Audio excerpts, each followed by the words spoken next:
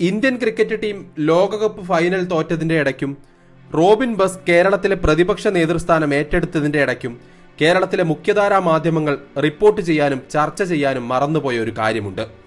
National Herald പത്രം ഏറ്റെടുത്തതുമായി ബന്ധപ്പെട്ട കള്ളപ്പണക്കേസിൽ കോൺഗ്രസ് നേതാക്കളായ സോണിയ ഗാന്ധി, രാഹുൽ ഗാന്ധി എന്നിവരുമായി നേരിട്ട് ബന്ധമുള്ള 752 കോടി രൂപയുടെ സ്വത്തുവകകൾ എൻഫോഴ്സ്മെന്റ് ഡയറക്ടറേറ്റ് കണ്ടുകെട്ടി എന്ന വാർത്തയാണത്.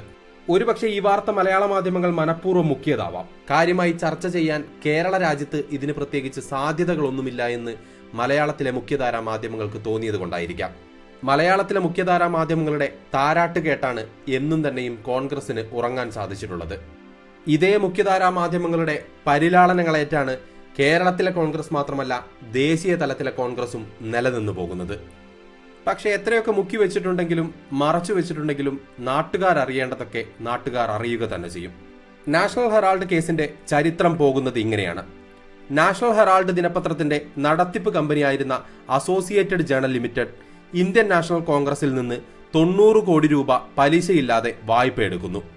ഈ തുക തിരിച്ചടയ്ക്കാതെ വന്നപ്പോൾ 2010 5 ലക്ഷം രൂപ മൂലധനമായി രൂപീകരിച്ച യങ് ഇന്ത്യൻ എന്ന കമ്പനി 5000 കോടിയുടെ സ്വത്തുള്ള അസോസിയേറ്റഡ് ജേണൽ കമ്പനിയെ കൈവശപ്പെടുത്തിയെന്നാണ് ആരോപണം. രാഹുൽ ഗാന്ധി, സോണിയ ഗാന്ധി, മല്ലികാർജുൻ ഖാർഗെ, സാം പിട്രോഡ തുടങ്ങിയവരാണ് യങ് ഇന്ത്യൻ കമ്പനിയുടെ പ്രധാന ഡയറക്ടർമാർ. സുബ്രഹ്മണ്യം സ്വാമിയാണ് ഈ കേസ് കൊടുത്തിട്ടുള്ളത്. സോണിയാഗാന്ധിക്കും രാഹുൽ ഗാന്ധിക്കുമെതിരെ സുബ്രഹ്മണ്യൻ സ്വാമി ഡൽഹി ഹൈക്കോടതിയിലായിരുന്നു കേസ് കൊടുത്തത്. സോണിയാഗാന്ധിയും രാഹുൽ ഗാന്ധിയും ചേർന്ന് കോടിക്കണക്കിന് രൂപയുടെ സ്വത്തുള്ള അസോസിയേറ്റഡ് ജേണൽസ് എന്ന കമ്പനിയെ യങ് ഇന്ത്യ എന്നൊരു കമ്പനി ഉണ്ടാക്കിക്കൊണ്ട് ഏറ്റെടുത്തു, അതല്ലെങ്കിൽ തട്ടിയെടുത്തു എന്നുള്ളതാണ് സുബ്രഹ്മണ്യം സ്വാമിയുടെ ആരോപണങ്ങളിലെ ഏറ്റവും പ്രധാനപ്പെട്ടത്. സോണിയാഗാന്ധിയുടെയും രാഹുൽ ഗാന്ധിയുടെയും ഉടമസ്ഥതയിലുള്ള വെറും 5 ലക്ഷം രൂപ മൂലധനവുമായി രൂപീകരിക്കപ്പെട്ടിട്ടുള്ള യങ് ഇന്ത്യൻ പ്രൈവറ്റ് ലിമിറ്റഡ് എന്ന കമ്പനി അസോസിയേറ്റഡ് ജേണൽസ് ലിമിറ്റഡ് ഏറ്റെടുത്ത കേസിൽ വഞ്ചന, ഗൂഢാലോചന, ക്രിമിനൽ വിശ്വാസ ലംഘനം എന്നീ ആരോപണങ്ങളാണ് എൻഫോഴ്സ്മെന്റ് ഡയറക്ടറേറ്റ് പ്രധാനമായും ഉന്നയിക്കുന്നത്.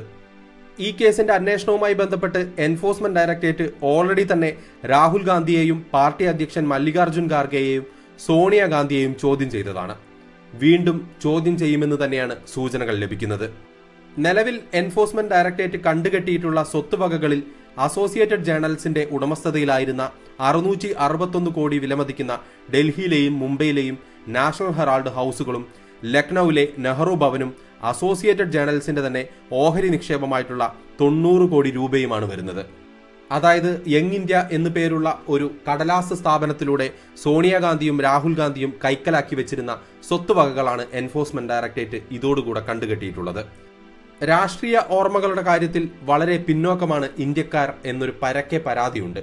അതുകൊണ്ട് തന്നെ ആയിരിക്കണം 2024 പൊതു തെരഞ്ഞെടുപ്പ് പടിവാതിൽക്കൽ എത്തി നിൽക്കുമ്പോൾ തന്നെയും കേന്ദ്ര സർക്കാർ കോൺഗ്രസിനെതിരെയുള്ള പല അഴിമതി കേസുകളിലും കൃത്യമായ അന്വേഷണം നടത്തുന്നതും നടപടിയുമായി മുന്നോട്ട് വരുന്നതും. കാരണം 2024 പോളിംഗ് ബൂത്തിലേക്ക് പോകുന്ന ജനങ്ങൾ വീണ്ടും കേൾക്കേണ്ടത് കോൺഗ്രസിന്റെ അഴിമതി ഭരണത്തെക്കുറിച്ചായിരിക്കണമെന്ന് ആർക്കൊക്കെയോ നിർബന്ധമുണ്ട്.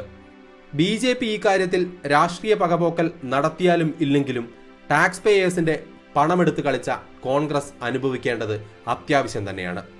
അത് BJPയുടെ മാത്രം ആവശ്യമല്ല, ഈ നാട്ടിലെ അത്താഴ പട്ടിണിക്കാരനായിട്ടുള്ള ഓരോ ജനത്തിന്റെയും ആവശ്യമാണ്.